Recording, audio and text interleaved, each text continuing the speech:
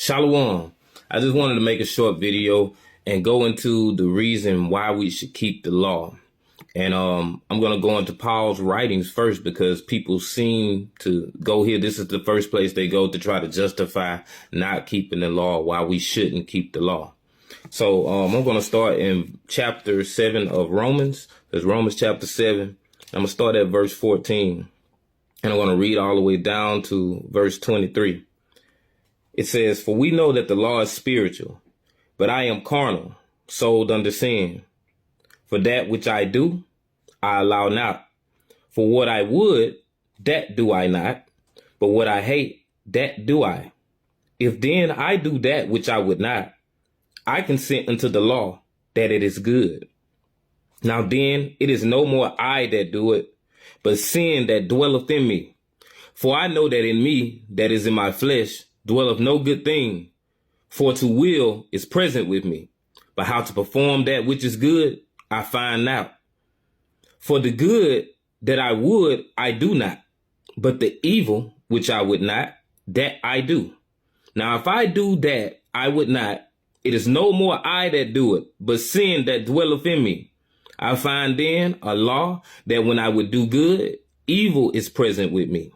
For I delight in the law of God after the inward man, but I see another law in my members, warring against the law of my mind and bringing me into captivity to the law of sin, which is in my members." We see right here, Paul is having a struggle with his flesh and his spirit. He wants to obey the law, but inside of him, he has this urge and this will, which is his flesh, that wants to act out and go against the law, which we all naturally have born into this world. We're going to go back to verse 7 in this same chapter of Romans chapter 7. It says, "What shall we say then?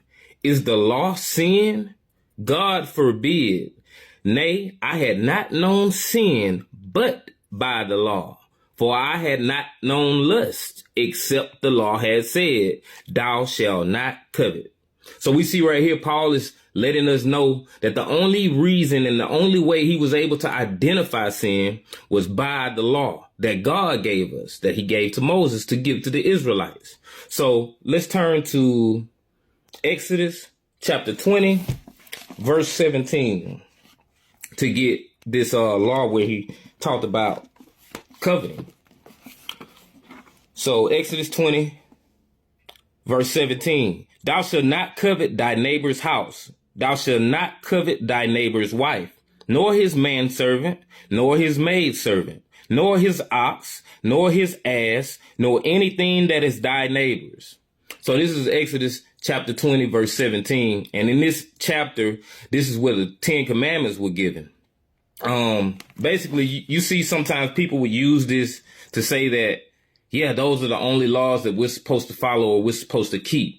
But why would we not obey the rest of the laws? These laws came before a lot of the other laws, like in Leviticus, Numbers. So it seems that, we're just excluding and keeping the laws we want to when it comes down to saying that, okay, we shouldn't have to keep these laws. We only keep these laws.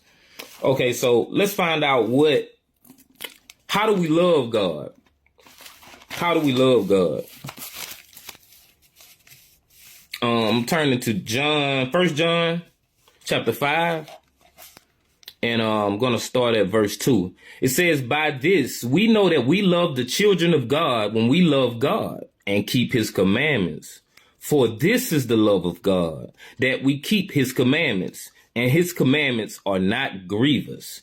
So people can say that they love God all they want, but your actions speak louder than your words, and God is concerned with you keeping the commandments and obeying the law. Of course, we also need to have faith in his son, Yahushua, who he sent to die for us.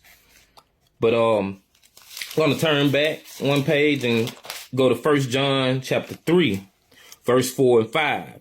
Because this is going to identify exactly what sin is. Because if we all want to serve the Most High to the best of our ability, we want to try our best not to sin. So we have to identify sin and find out exactly what sin is. So this is 1 John chapter 3, and we're going to start at verse 4. It says, whosoever committeth sin transgresseth also the law, for sin is the transgression of the law. And it says, and ye know that he was manifested to take away our sins, and in him is no sin. We know that's talking about Christ the Messiah, Yahushua. So at the end of the day, you got to ask yourself these questions.